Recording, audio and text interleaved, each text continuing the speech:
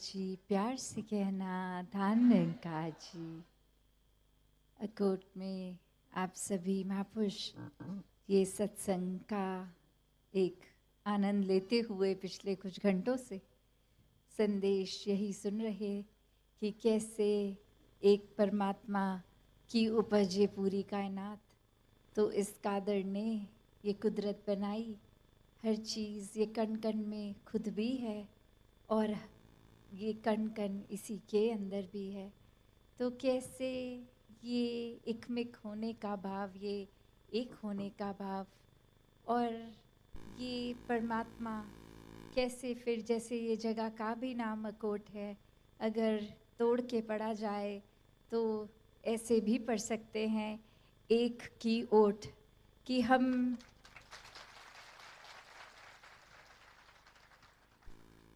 जब इस एक परमात्मा की ओट ले लेते हैं तो वाकई ही ये जीवन बहुत ही सुकूनमय हो जाता है।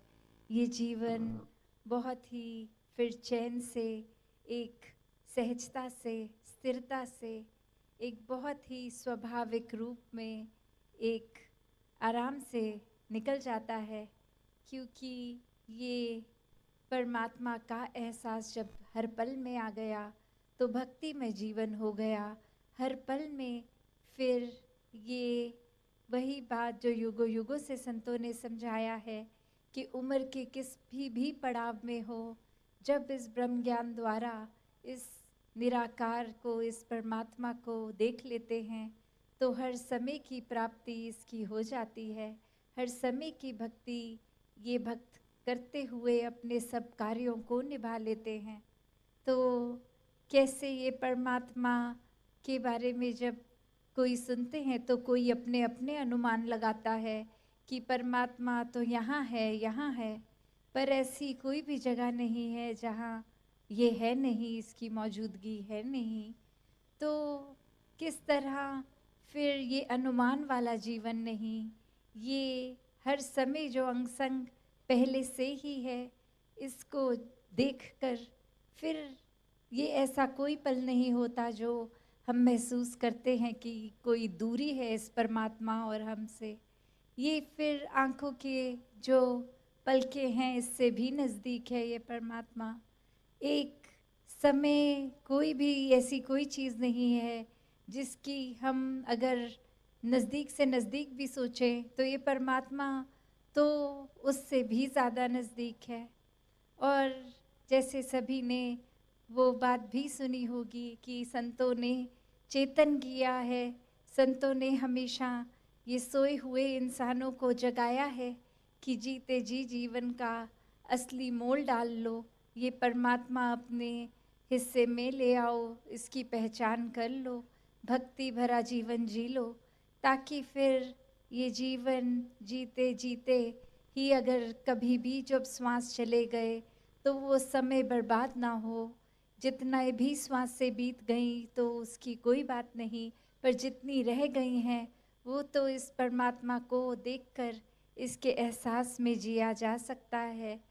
और ये परमात्मा तो कोई कॉम्प्लिकेटेड चीज़ है नहीं, ये तो सबसे ज़्यादा सरल है, सबसे ज़्यादा सहज है, बस बात इसको पहचानने की ही है।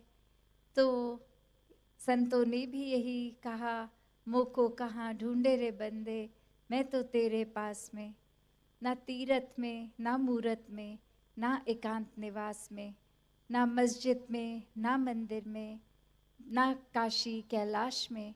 तो कैसे ये जो भाव है कि मंदिर मस्जिद में भी नहीं, एक कितनी तीर्थ स्थानों पे भी नहीं, तो बात ये नहीं कि वो वहाँ पे नहीं है परमात्मा, क्योंकि परमात्मा हर जगह है तो वहाँ भी जाहिर सी बात है कि है। पर इंसानों की फितरत ऐसी हो गई है कि ये अंग संग बसे परमात्मा को पहचानने में ही देर लगाते हैं, इस ब्रह्म ज्ञान से नहीं जुड़ते। तो लगता है कि परमात्मा का कोई निर्धारित स्थान बन गया है कि परमात्मा मिलेगा तो वहीं जाकर मिलेगा। तो जैसे एक कहानी भी दासी ने पहले भी आपके चरणों में रखी कि एक बहुत ही बुजुर्ग महिला कुछ सड़क पे ढूंढती हुई और बहुत देर से ढूंढती हुई, और जाने वाला है एक इंसान ने जैसे ही ये देखा तो वो भी एक उस बुजुर्ग महिला के पास जाकर देखने लग गए सड़क पे नीचे की ओर कि कुछ ढूंढ रही हैं, लगता है तो कुछ मिलेगा तो इनको बताएंगे। और वो भी नीचे उसी प्रकार ढूंढ रहा है साथ में। और फिर थोड़ी देर के बाद वो जैसे ही पूछता है कि आप ढूंढ क्या रही हैं, तो वो कहते हैं कि मैं एक सुई ढूंढ रही हूँ, बहुत छोटी सी सुई है। तो वो व्यक्ति और ध्यान से देखता है कि वाकई ही इस बुजुर्गी में नज़र भी इनकी कमज़ोर हो गई होगी, तो मुझे बहुत अच्छे से प्रयत्न करना होगा कि मुझे शायद नज़र आ जाए, मैं तो नौजवान हूँ, आंखें तो ठीक हैं।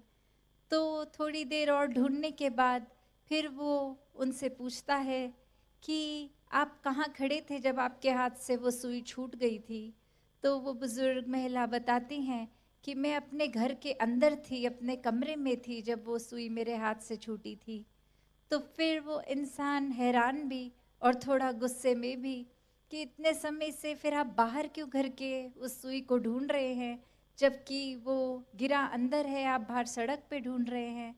तो वो आगे से इंसान, वो महिला कहती हैं कि अंदर मेरे घर के बहुत अंधेरा है, तो वहाँ तो मैं ढूंढती भी तो संभवतः मुझे नहीं मिलती, इसलिए बाहर सड़क की स्ट्रीट लाइट के नीचे ये रोशनी में मुझे लगा यहाँ ठीक से नज़र आ जाएगा, यहाँ ढूंढ लेती हूँ।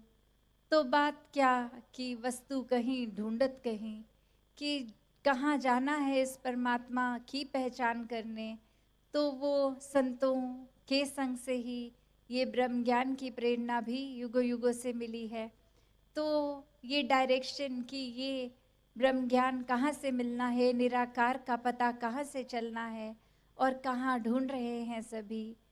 तो हर कोई जहाँ अपने जीवन में भक्तिमय जीवन जिए, इस परमात्मा को पहले जानकर, इसको देखकर, फिर इसके साथ एकत्व का रिश्ता, एक होकर इसके साथ, फिर वो एकत्व में विश्वास भी आता है, एक बहुत ही स्थिरता भी आती है, बहुत ही ज़्यादा फिर वो एक अटूट बंधन प्यार का बन जाता है। और फिर भक्ति जब प्यार से शुरू होती है तो वाकई ही वो प्रेमा भक्ति होती है। वो किसी इच्छा, किसी लालसा के ऊपर नहीं, वो तो सिर्फ प्यार में डूबकर हर कोई अपने दिल में इस परमात्मा को बिठा के करता है। तो ऐसे ही भक्ति हर किसी के हिस्से आए, दातार कृपा करे। सत संगत जी, धन निरंकार जी।